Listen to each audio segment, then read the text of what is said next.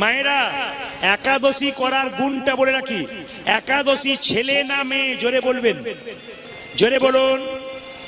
অনেকে ভয়ে ভয়ে বলছে হবে কি না হবে। একাদশী ছেলে না মেয়ে? শুনে রাখুন। হ্যাঁ, একজন অসুর ভগবান বিষ্ণুর সঙ্গে যুদ্ধ করেছিল।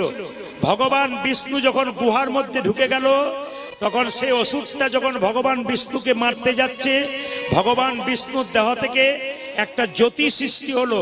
সেই জ্যোতি থেকে একটা নারী মূর্তি সৃষ্টি হলো। সেই নারীটা অসুরটাকে মস্তক ছেদন করলো। ভগবান বিষ্ণু মেয়েটাকে বললো, বারে মেয়ে, আমার ক্ষমতা হলো না আর তুমি অসুরটাকে মেরে ফেললে। মেয়েটি কেঁদে কেঁদে বলল, ভগবান বিষ্ণু, তোমার শরীর থেকে আমার জন্ম, আমাকে আপনি অপমান করবেন না। আপনার শক্তিতে শক্তিময়ী হয়ে আমি অসুরকে হত্যা করেছি। তো সঙ্গে সঙ্গে মেয়েটি বলে উঠলো, আমাকে একটা ভালো জায়গা দিতে হবে।